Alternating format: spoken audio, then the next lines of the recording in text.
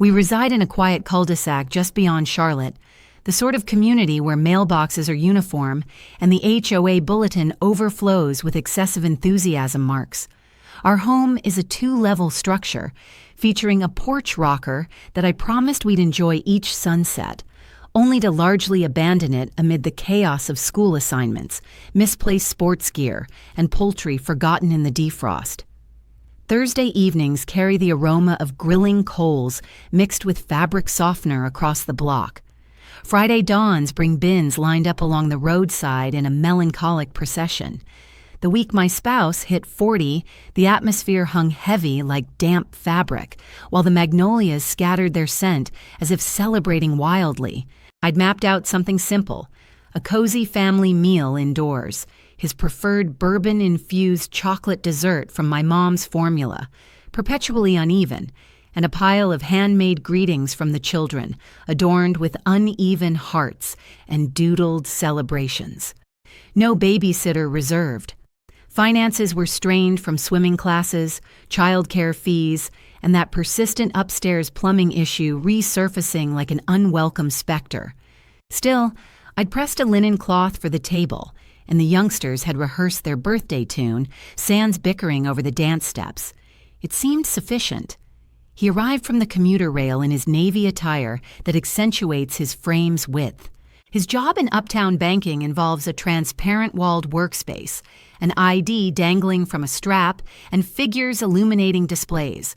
The children rushed him at the entrance, clinging to his midsection, the younger ones' ringlets plastered to his brow from perspiration.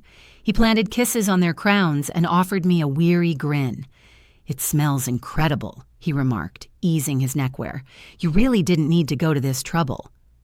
"I wanted to," I replied sincerely. "Happy birthday." We dined using the fine china. The eldest, at 7, delivered a rehearsed quip, botching the twist, yet we chuckled regardless. The toddler treated handing the shaker like bestowing a royal treasure. As we savored the cake, a subtle whiskey warmth tingled my palate, and I mused, this evening is solid. Nothing extravagant or social media worthy, just quality time. Post-bedtime rituals, 2 potty stops turning into 3, a final drink request, a tantrum about a lost plush toy. We positioned ourselves together by the sink. He handled the drying, I the scrubbing. The pane above captured a sliver of darkness and our mirrored images, tender and routine, yet faintly ethereal. He placed a dish aside, coughed lightly, and ventured, almost offhand, "Mind if I bring up something without you flipping out?" "Depends what it is," I responded, brushing suds from my finger. He met my gaze, then dropped it to the cloth clutched in his fist. "A hall pass," he stated, "for my birthday." I chuckled, set to rib him over the awkward gag. He stayed stone-faced. "I'm in earnest," he pressed, phrases tumbling forth. "Only one occasion, nothing more. It wouldn't signify." He glanced upward, seeking the right term. "It wouldn't matter. Maybe it'd add some excitement. It's common among men, a trend." He uttered it as casually as selecting a seasonal special. I lowered the plate with deliberate care, my fingers numbed, doubting my hold. "You seek approval to be intimate with another." I echoed to confirm we'd grasped it identically.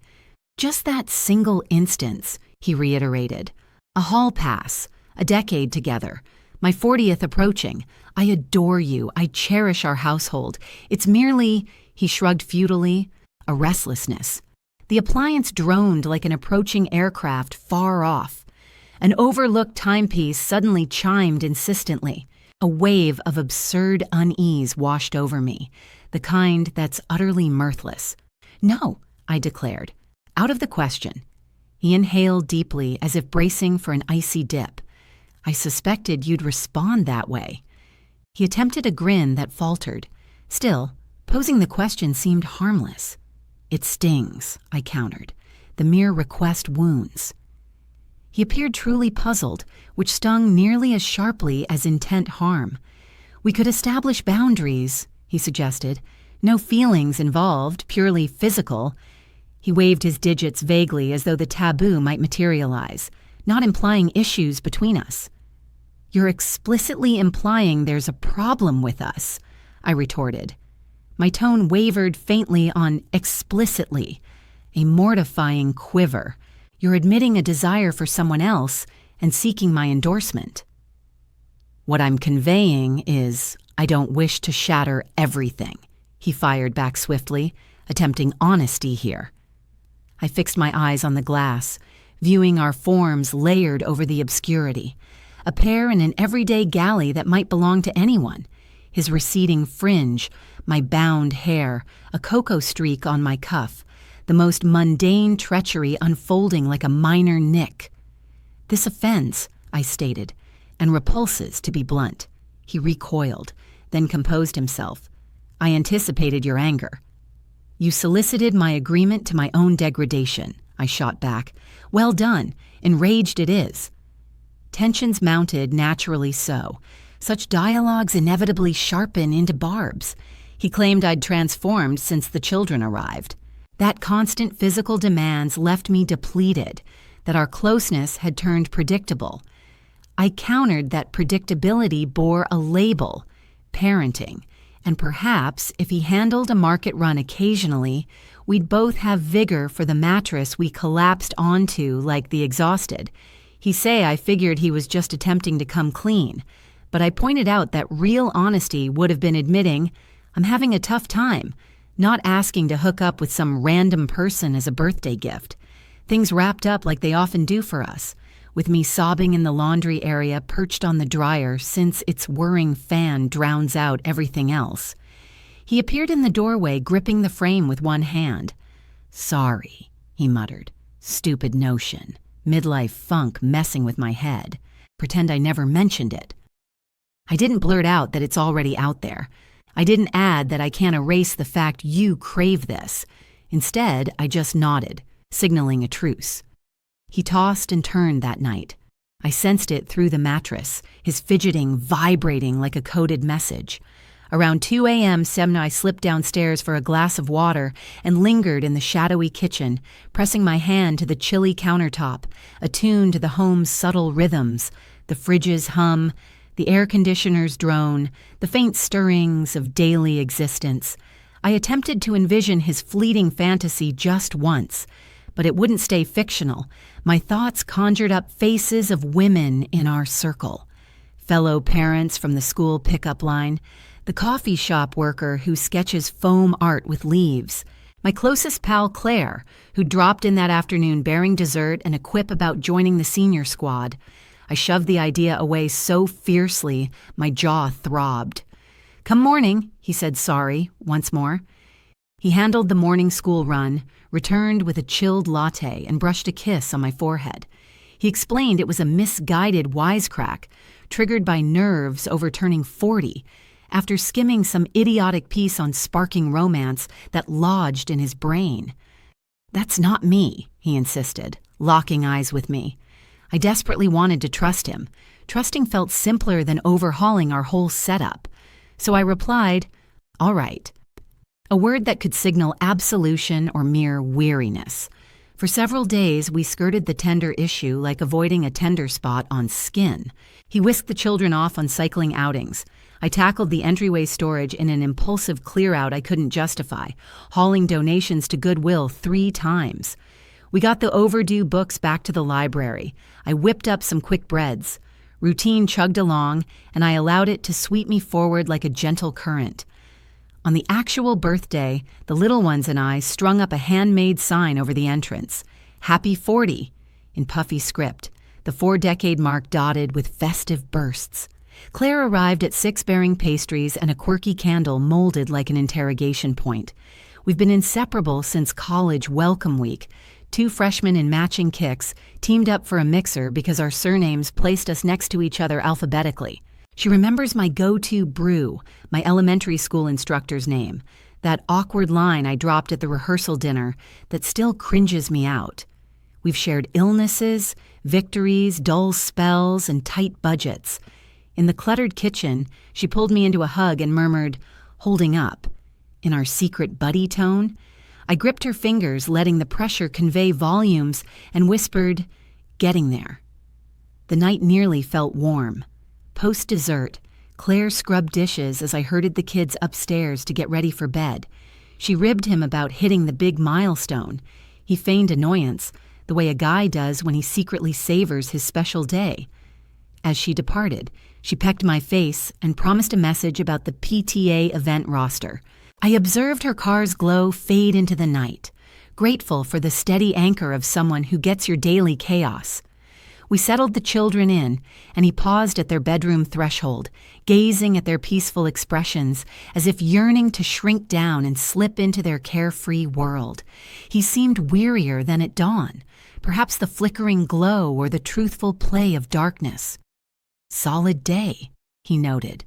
"Yeah," I agreed, convincing myself we'd sidestepped the foolish request. Monday, 2 days on, during quiet afternoon rest time, I settled the TV invoice amid the home's delicate hush you hate to disrupt. That's when I spotted it. A pending swipe on the credit card from the downtown Marriott, the spot with those transparent lifts that leave you dizzy. From just before, a sum that parched my throat. I convinced myself it was an error, maybe a duplicate from a business meal, or a deposit for a no-show gathering. Nothing thrilling. I double-checked the account, then his inbox, the habit we've kept for years during drives or bedtime battles with the offspring. The query field waited. I entered Marriott. An email confirmation appeared, courteous yet devastating. Booking set. Single evening, king bed. His full name, his private account. Arrival 2 days post-celebration. The message had been rerouted to yet another inbox. My gut clocked it before my gaze. Claire. For an instant, my frame blanked on basics. I coached myself to breathe. The pointer lingered on the expand icon for the chain. Clicking pulled everything into a sharp, glaring focus. You good with it? From her, birthday night, via mobile. No caps, that signature emoji I'd spot from afar. Sweet in my booking, usual setup. Him. Cool. When. Her. A quick exchange of details, the sort of those words you tell yourself to steer straight into disaster. I rose too quickly and the room swayed just a bit. The dishwasher chugged along. I'd filled it 60 minutes earlier. That low buzz swelled into a thunder. I gripped the counter's edge at the sink, gazing out at the lawn like it might whisper that none of it was real. A squirrel pulled some typical squirrel antics along the railing. In the distance, a leaf blower assaulted the breeze. I grabbed my cell and dropped to the tile beside the storage closet, the spot where the little ones ducked during our hide-and-squeeze game. I scanned the messages once more, hoping another glance would expose it as a joke, some digital trick, or a dream born from exhaustion. My screen faded in my trembling grip. He arrived home at 6:40 that evening, coat draped over one arm, necktie already slackened. The children rushed him like clockwork, and a wild, guilty urge hit me to block him from laying a finger on them with those palms. I despised that impulse. I despised him for planting it there. "Hi," he ventured cautiously, deciphering my expression instantly. He's sharp at parsing displays and figures, atmospheres. So am I. He eased his briefcase to the ground. "What's the matter?" I lifted the device. "Why reserve a room at that inn for Saturday evening?" I inquired, my tone even like the surface of iced water. "And why send the receipt to Claire?" He froze completely. "My spouse is a chatterbox. Chatter is his trade," and the hush hit like a blackout. "It's not," he started, then halted. "It's not like that." "What do you imagine it is?" I replied. "Because it seems you sought my okay to betray me, didn't receive it, and proceeded regardless with my closest confidant. We simply—" He repeated that probing motion, but the term he sought wasn't in our tongue. I arranged the stay to gauge the sensation. Like an experiment. I hadn't. "Stop," I snapped, and something in my delivery must have jolted him as he recoiled like a pup discovering the barrier's charge. "Don't demean me by labeling it a mental drill. Why share it with Claire?" His features shifted from wide to pinched, like blinds whipping in the gale. He gulped. "We were messaging," he admitted. He avoided my gaze. It was dumb. I was dumb. I was. "Did you sleep with her?" I demanded, and everything narrowed to his reply. He dipped his chin faintly. "Once," he murmured, as though rarity might soften the blow. It signified zilch.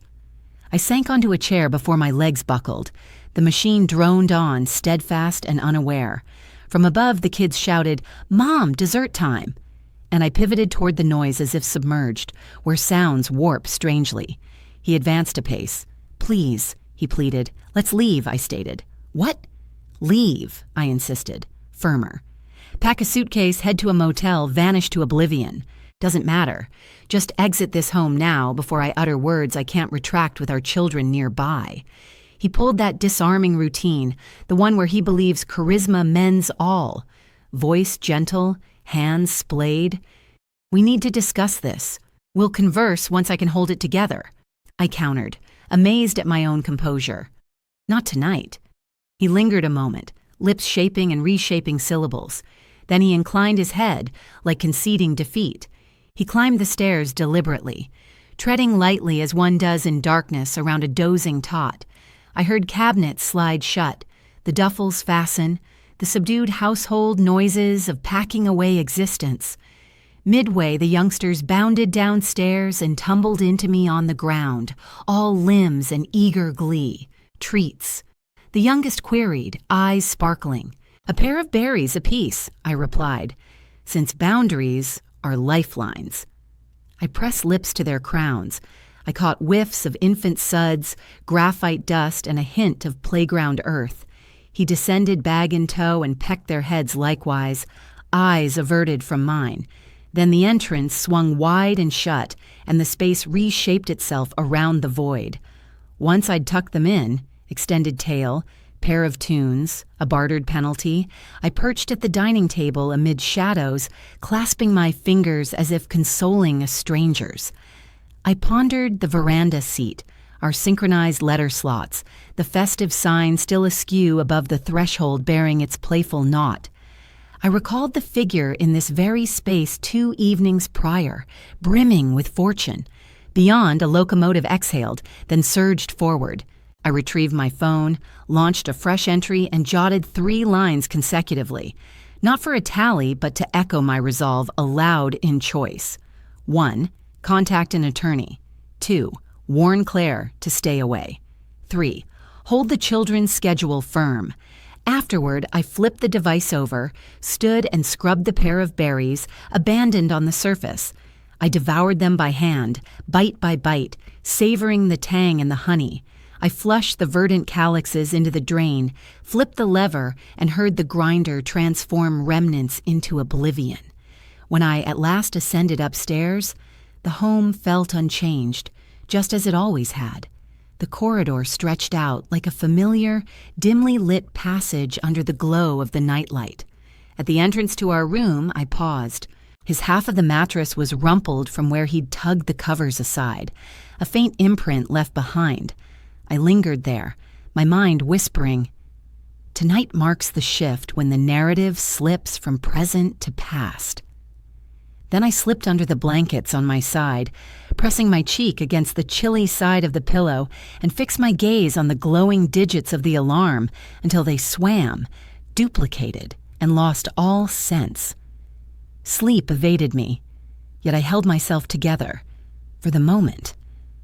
The following morning, after I'd told him to leave, the place acted as if the upheaval had never occurred.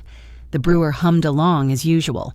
Our cat hurled herself against the cupboard, aware instinctively of the stash of snacks inside. The children shuffled downstairs in their cozy sleepers, locks wild like surprised wildflowers. The daily rhythm laid its soothing grip on my arms, steering me forward to the immediate tasks. Porridge, a forgotten book from the library. Where'd I put my shoes? No, don't lap at your dish like a dog. I assembled their meals with the detached poise of an actor on a stage, mimicking everyday existence.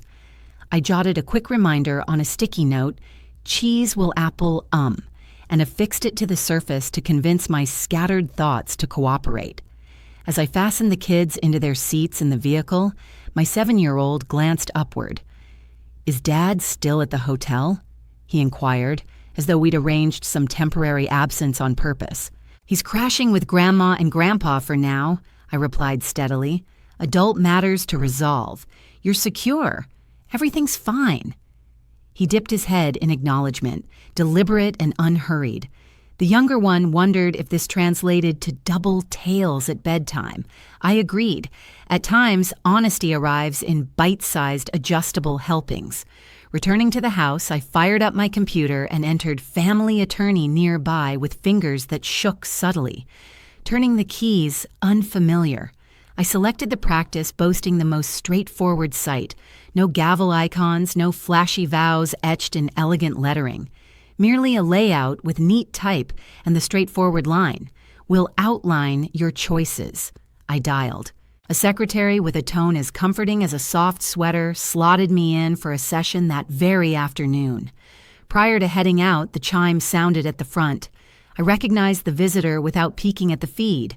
Claire in casual sweats and yoga pants, ponytail tousled and perched high, gaze already misty.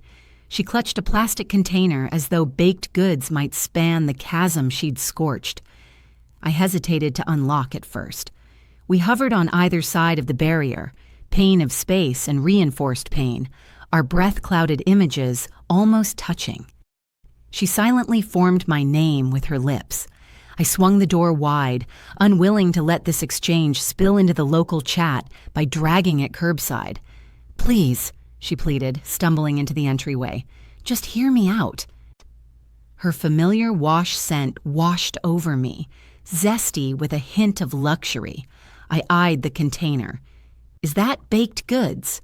A choked chuckle escaped her that bordered on a cry. "Brownies." I wasn't sure what to offer otherwise. "You might have restored the life you shattered," I responded evenly, stating it plainly. We settled at the dining table, the spot for tallying expenses, plotting celebrations for newborns, and once blending a pitcher of wine that left a subtle, enduring, rosy tint on the surface.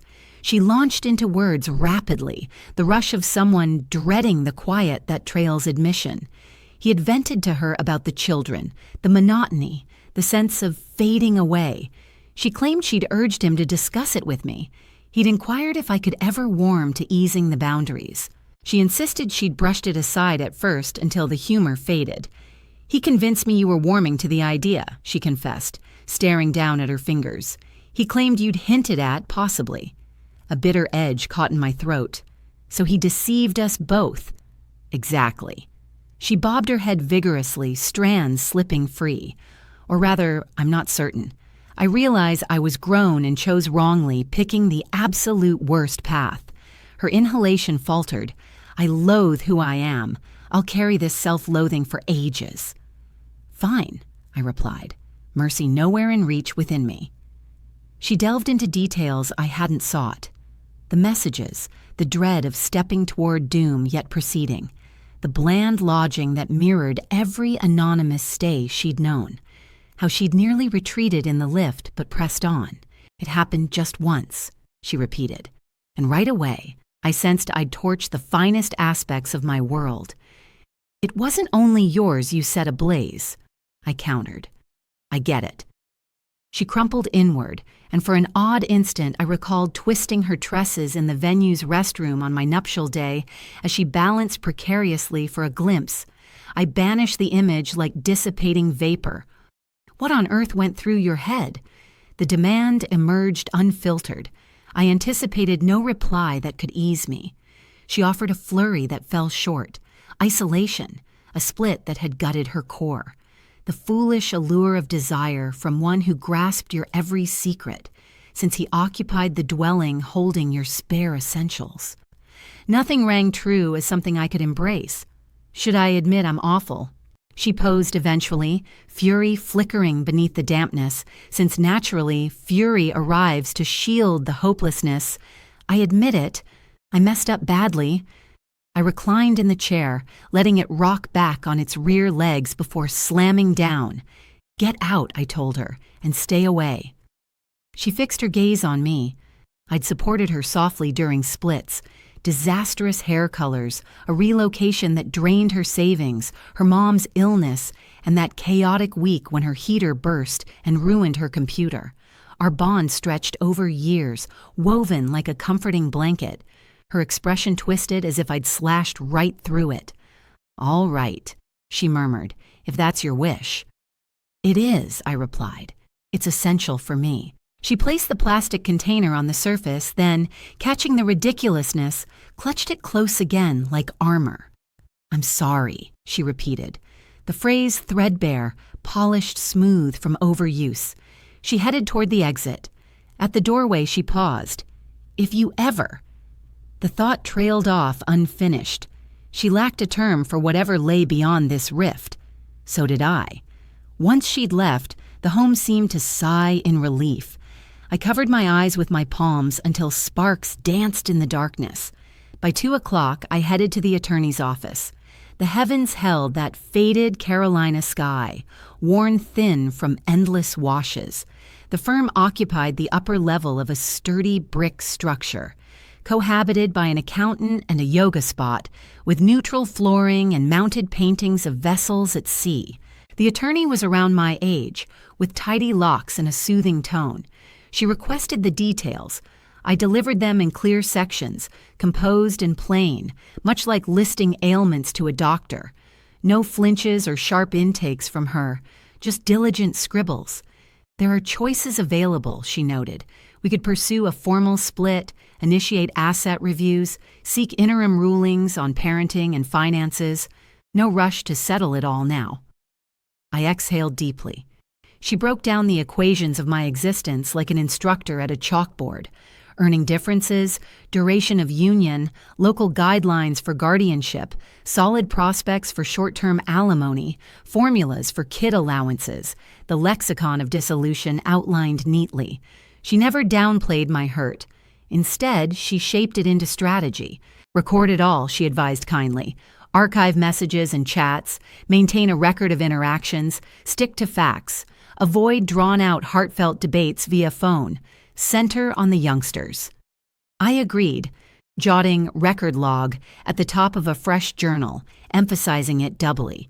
Returning to the vehicle, my grip trembled so fiercely I paused, clutching the wheel, brow against the supple hide. Not quite mourning, more the tremor of venturing onto an unplanned path and discovering solid earth beneath. That evening, he messaged about video calling the children. "Absolutely," I responded. He dialed, and their visages lit up the display, missing teeth and dairy smears, recounting the quiz on words and the pet next door devouring footwear.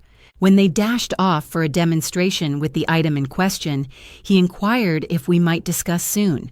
Next day, I informed him, I consulted an attorney. His eyelids fluttered once, twice. The sole signal I could always decipher. "Understood," he uttered quietly. "Understood." My rest came in fragments. Each awakening, the residence felt altered in the shadows, shifted subtly overnight. As light broke, I set out jogging. No itinerary, shoes tied by habit. The loop curving into pavement that led by blooming trees and waste containers, past a child practicing wobbly rides on his training wheels. The atmosphere hung heavy with moisture, mild like a gentle push forward. The exertion stung beneficially, chest heaving, limbs sinking to a beat detached from my mind.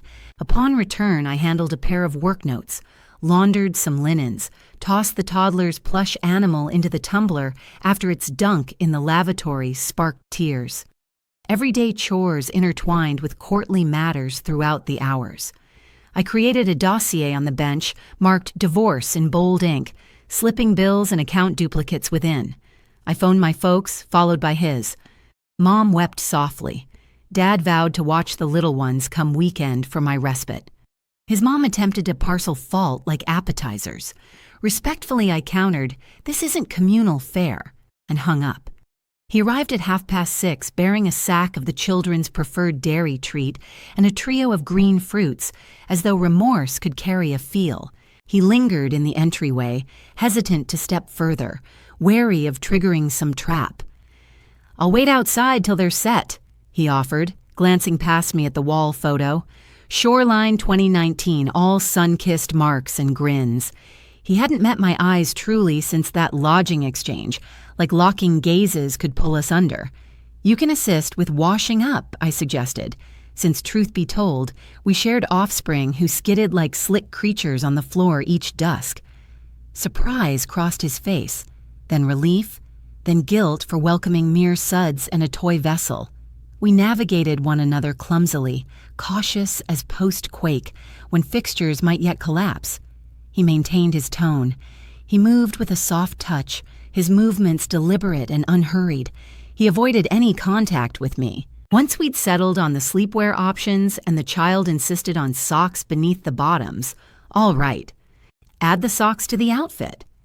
In his calm, deep voice, he shared 2 stories, the kind that always conjured images of him voicing audiobooks in an alternate existence. From the threshold, I observed his fingers flipping through the pages, and sorrow groaned in my ribcage like an old hinge. With the children settled, we retreated to the kitchen as if it were shared territory. He rested against the edge, hands pressed down. "I'm sorry," he murmured, and the sincerity rang true, the sort a guy expresses when every possible path for remorse lies in ruins. "Truly, I regret it all." "I get it," I replied. He acknowledged with a dip of his head. "It won't fix things." "I've scheduled a counselor," he added. "Perhaps it's overdue or misses the mark entirely, but I must examine my path to this place." "All right," I responded. It wasn't up to me to cheer him on. He inquired about the attorney's advice. I outlined the basics: interim custody arrangement, monetary revelations I'd submit soon. His eyelids shut briefly as if steeling against a surge. "I refuse to battle you," he stated. "My priority is acting honorably for the children." "Then follow through," I countered. "Arrive punctual, clear-headed, engaged, and never force me to decide between their safety and your equity." He agreed with a nod. "Might I collect them post-school tomorrow?" "The park could work." "Sure," I said. "From 5 until 7. His gaze flicked to the timepiece, then to the magnetic board listing meal plans and practice schedules for soccer. "I'll message once I'm en route." As he departed, the entry lamp stretched his silhouette far over the lawn. I lingered by the frame, the timber still holding the day's heat, recalling countless mornings I'd seen him head off to the office, workouts or outings with pals. Departing feels straightforward until it doesn't. By week's close, we'd established a pattern I hadn't selected, yet one I could endure. On Tuesday, he brought them for frozen treats, bringing them back buzzing with sugar and grins. I conferred with the attorney once more, inking documents I'd never foreseen. He relocated to a single-room apartment close to the trail. I marked the children's overnight bags with "Dads" in permanent ink, reminiscent of camp gear. I launched a digital ledger, since such tools grant an illusion of mastery over the hours. Friday morning, after delivering them to class, I veered into the nearby church parking area and wept until my brow pressed against the dash. Afterward, I cleaned up, returned home, and jotted a shopping roster.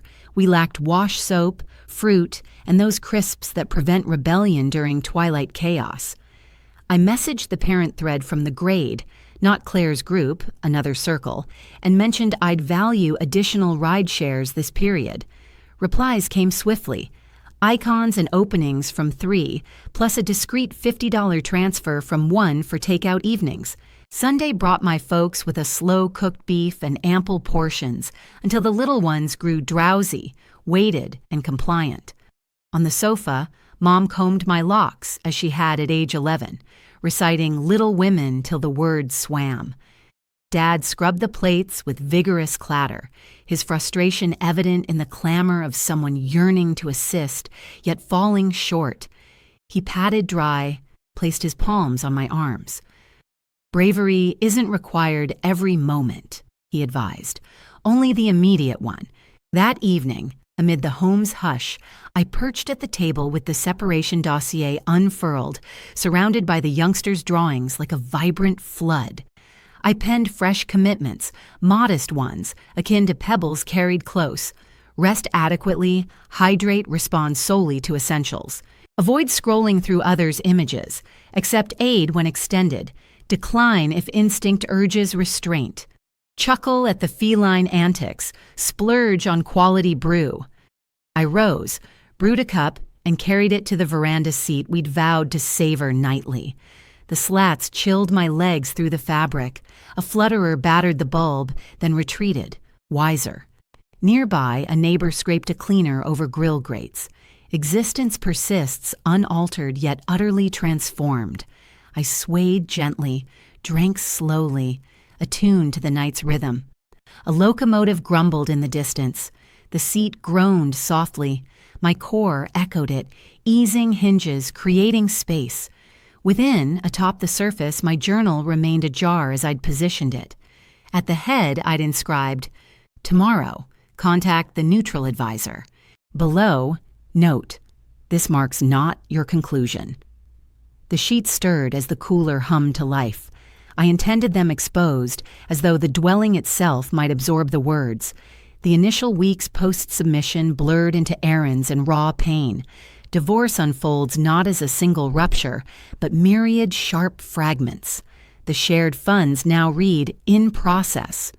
The postbox brimmed with mail addressed singly, never jointly. Even the cups in the rinse cycle seemed alien amid the clutter. The session convened in a sterile office at a central legal suite, adorned with uninspired decor. A seascape print hung there, alongside a tissue carton nobody cared to approach initially. We needed a spacious round table to keep some space between us. He took the seat opposite mine, his tie slightly askew, gaze locked on a point just beyond my left shoulder. The mediator, a calm woman clutching her notepad, outlined the process. We'd tackle issues one by one: custody, money matters, assets. Courtesy ruled our exchanges, with the kids' well-being hovering unseen like a delicate ornament. We negotiated a visitation plan, swapping weekends, adding midweek dinners on Wednesdays, and nightly calls before lights out. We settled on support payments and shared healthcare expenses. Every nod or eye consent from him carried a weight of weariness in his tone. I responded softly, echoing that same fatigue. As we wrapped up, we resembled weary travelers who'd endured a full day at the terminal, drained, courteous, heading separate ways. Returning home, the children adapted in that resilient, jagged, poignantly straightforward manner only kids possess. Without any nudge from me, they began referring to his place as Dad's house, and ours simply as home. Their crayon drawings of our family now featured dual kitchens. Occasionally, the youngest would wonder aloud if I'd ever claim a mom house of my own.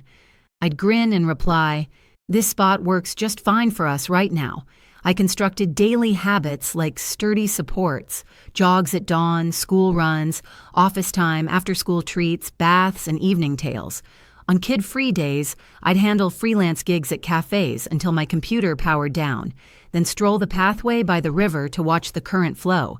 Therapy became my Thursday ritual, a private sanctuary slotted into the week.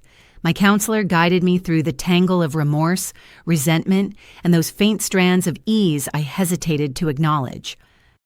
"Being a solid parent doesn't require perfection," she remarked one session. I jotted it down on a sticky note and pinned it by my workspace. Challenges arose, of course.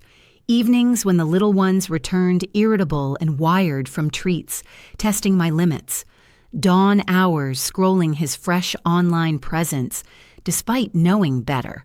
That one negotiation where a minor festive dispute escalated, leaving me in tears by my car.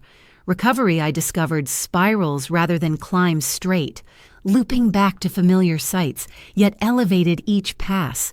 Bright spots emerged too. The afternoon I caught myself free of memories about their hotel encounter for hours on end. The breakfast when my eldest snorted milk from laughter, and my instinct was pure joy, not fixating on the vacant seat. The message from a client boosting my fee. The inaugural evening on the veranda rocker post-bedtime, where exhaustion gave way to serenity. My grandmother visited regularly, offering her serene reliability. She'd tackle the wash while I prepped meals, tuck allowance for goodies into the children's hands, and share tales of enduring tough times. Just keep stepping forward, she'd advise. Before long, you'll be on the other side. Come spring, the fridge calendar formed a mosaic of class activities. His collection slots, my project due dates plus a fresh entry. A getaway to Asheville for me and the kids alone. We trekked to a cascade, devoured flapjacks outsizing our dishes, and fashioned a sheet canopy in the lodging. As they dozed beneath it, expressions relaxed and trusting. I perched on the mattress edge and grasped that I no longer pined for the past. A fresh chapter was unfolding. En route back, peaks fading in the mirror, the smallest queried if this signaled our full mend. "We're improving," I told him. "That's its own thing." He bobbed his head gravely, then inquired about flapjacks for supper. Pulling into the drive, the veranda seat swayed gently in the wind. I turned the key, hauled the travel sack inside, and sensed the dwelling breathe easy with us. It wasn't seamless. We weren't either, but it belonged to us. By summer's start, post-split, the sharp pain had softened, letting my thoughts surface clearly. The children and I had settled into a flow, classes, jobs, transitions with their father, little customs weaving our routine. Evenings, once they slumbered, I'd park at the dining table with my machine amid the fridge's low drone and produce, not to crowd the quiet, but because my career thrived when nurtured, unlike the rest. Assignments multiplied via recommendations and pieces I'd penned on independent work, a family blog, a modest tech firm, a charity group. Bills swelled, intervals shrank. I shed the survivor mindset, claiming writer at parent gatherings. The debut time, I braced for raised brows. None appeared. On solo nights, I signed up for yoga at the local hall. Early sessions left me trembling in each stance, thoughts whirling. Yet by week 3, I balanced in tree without sway. Rooted there, limbs extended, eyes on a wall mark, a subtle steadiness reignited, not merely physically, but across my world. I compiled a note of modest goals I aimed to. I finally tackled those lingering chores I'd put off for so long. Refreshing the living room walls, growing a tomato patch, heading out for a family camping trip, catching some live tunes once more. Gradually, I checked each one off the list. The room took on a gentle gray hue. Those tomato vines claimed a spot in the backyard. The children dozed beneath the night sky at a nearby state park, faces smeared with marshmallow goo. On a weekend without the kids, I joined a couple of gals from yoga at a blues venue, letting the deep rhythms vibrate through my chest, and chuckled so hard my face ached. Sessions with my counselor made a difference as well. Week by week, she and I delved into yet another layer. My automatic urge to say sorry for every little thing. The embarrassment that surged whenever folks lent a hand. The routine of always ranking myself dead last. "You're beyond mere endurance now," she noted during one mid-week chat. "You're constructing something new." I jotted it down in my journal. Constructing. Co-parenting started smoothing out, too. He arrived for his visitation periods right on schedule most days. The little ones began sharing tales from Dad's place without any strain. At drop-offs, we'd sometimes stick to bare essentials. Other times, he'd murmur a soft thanks if I passed along spare outfits or school docs. It fell short of absolution, yet it worked. Come fall, as the foliage lining the pathway burst into crimson and amber, I noticed entire days slipping by without reliving that fateful evening at the inn. My focus shifted to plotting a seaside getaway for the weekend, securing a larger gig with a publication, and padding an emergency stash to cover 3 full months of costs. I picked up a used bicycle and pedaled alongside the kids on lazy Sunday outings. We stumbled upon a shop offering baking workshops for children, and each Thursday they'd return dusted in flour, beaming over their homemade breads with ridiculous delight. One twilight, as I rocked on the front porch glider, watching them romp in the grass, I pulled out my computer and submitted for a literary residency in New York, something I'd dismissed as only for seasoned authors back then. I clipped in samples, clicked submit, and lingered there, with the laptop's light warming my lap, sensing not fraud but forward motion. The home remained that modest little place. The glider still groaned softly, yet the atmosphere encircling me had transformed, no longer barren or anticipatory, but expansive, room to create, to mend, to chart my evolving self. The message arrived on a drizzly Tuesday amid scrubbing peanut butter smudges from the refrigerator. Header: Congratulations on your fellowship selection. At first, I figured it junk mail. Then I clicked through and sank to the tile floor, damp cloth clutched tight. I'd earned the spot in the New York writing program. 30 days of compensated focus for my personal manuscript, complete with guidance and a modest stipend. School kept the kids occupied.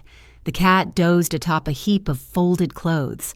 There I huddled, legs drawn close, giggling and sobbing into my arm. This went deeper than a credential boost. It was validation from beyond my tight-knit world. We recognize you. We trust in you. Sorting the details proved tricky. I lined up my folks to assist with childcare, synced with their father on prolonged stays, gathered my pads and device. At the platform, Grandma slipped a crisp $20 bill into my hand, echoing gestures from long ago. "Treat yourself to a little indulgence," she urged. November in New York carried scents of toasted almonds and damp pavement. The program assigned me a workstation in an airy attic studio, featuring vast panes and a clanging heater that hummed alive. Nearby sat fellow scribes, verse makers, reporters, storytellers, all bent over their labors. That initial dawn, I settled in, launched a fresh file and typed, Chapter 1, The Way a Union Crumbles and a Fresh Existence Emerges. The prose flowed deliberately but consistently. By month's close, I'd drafted 50 pages. Returning home, the children greeted me at the depot waving a poster scrawled, Mom's Home. In sparkly adhesive, my eldest leaned in close. "Did you finish your story?" "I got it underway," I replied. His smile lit up as if that sufficed. Opportunities expanded afterward. The residency sparked fresh assignments, followed by talks on independent work and bouncing back. I launched a virtual course for fellow guardians, aiming to craft literary paths remotely. My earnings eclipsed the combined haul from my ex and me. After years of scraping by, I began stashing away surplus. Even our shared parenting dynamic eased. He stuck to his flat and banking role, but the edge in our exchanges softened. We'd text logistics on schedules and assignments, yet during one evening recital, he bent near and whispered, "You're handling things well for them." I acknowledged it with a dip of my head. No overt remorse, but a hint of decency, which I accepted. On a quiet Friday after bedtime, I curled up on the porch glider with herbal tea, flipping through the residency draft. The book remained incomplete, yet tangible. A form was taking hold, not vengeance-driven, but one of endurance. My endurance, theirs too. I reflected on the figure who'd once perched here in shock from disloyalty, tallying debts and routines in a daze. She couldn't have foreseen ending up there, more composed and resilient. She was crafting a future from her own narrative. I longed to reach back and whisper to her, "Hang in there. Things improve. You improve."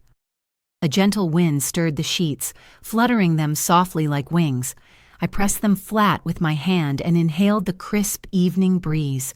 For the first time, tomorrow seemed less like a burden to bear or dread. It appeared as a path I was steadily advancing along, one purposeful stride at a time.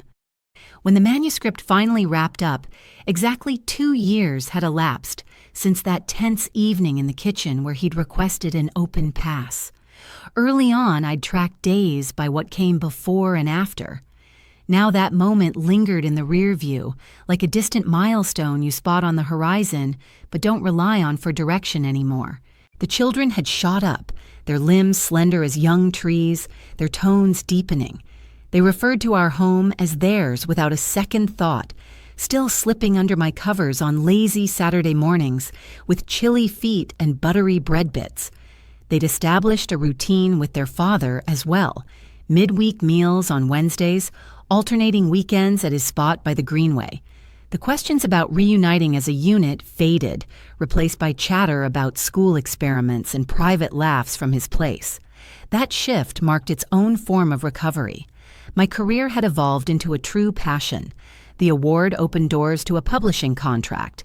The volume sparked invites to share at gatherings and local halls. From stages, I'd address crowds of unfamiliar faces. You're not the antagonist in another person's tale. I'd observe their expressions soften, as though light had poured in through a fresh pane. Often I'd spot a lady in the middle seats, fingers to her lips, and I'd recognize, I understand you. I used to be you. Evenings at home, the front porch rocker turned into our tradition. We'd linger there post-meal, the little ones tackling assignments inside, me sipping chamomile brew. Occasionally, Grandma dropped by as reliable as ever, carrying stew and bird prints for the wall chart. She'd tap my leg and quip, "Strap in from memory," sparking shared chuckles. That line had morphed into our code for security, for being secured and fine. He and I eventually met at a serene cafe to ink the closing documents. No theatrics, no outbursts. Just two individuals closing a segment they'd vowed would last forever.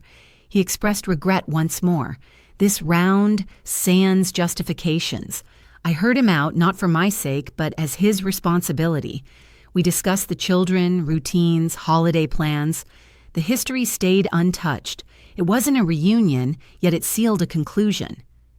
When the official dissolution papers landed in the mailbox, I whipped up flapjacks for supper, just as the kids had requested during our Asheville getaway. We dined at the kitchen table amid a tilted platter and stray coloring tools from earlier tasks. Later, I settled on the porch rocker with my computer and launched a blank file. The blinking marker waited steadily. I began typing. This isn't a tale of what was taken away.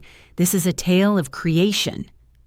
I glanced around our modest dwelling, the neutral hues I'd brushed on solo, the vines of cherry tomatoes tumbling in the garden, the pile of drafts atop the shelf. The existence I led now diverged from my blueprint, but it belonged to me entirely. Assembled piece by piece from decisions, tough stretches, and quiet delights. The youngsters emerged with their frozen treat dishes, nestling close. "Finished your novel?" the smallest one inquired. "The initial draft's complete," I replied. "Perhaps another one's in store." "What's the topic?" the eldest wondered. I grinned. It concerns what unfolds once you assume the narrative has concluded. They snuggled in, tacky and cozy, the seat groaning beneath us all. The heavens above the dead-end street shifted to a gentle Carolina rose. In that instant, all seemed routine, yet freshly vibrant. I drew in a full breath, recalling the young woman who'd once perched here, jotting survival notes. I yearned to assure her, "Survival's behind you now. You're truly thriving." And after so long, I trusted it was true. Enjoyed my tale. And from which town are you tuning in? Let's connect below. If the narrative resonated, consider a super tip to help me deliver more like it. Grateful for your kind backing, eager for your thoughts in the replies. Check out these two fresh personal accounts I suggest on screen. Tons more awaits on my page. Hit subscribe, won't you? Catch you for the upcoming account. Warm regards and appreciation.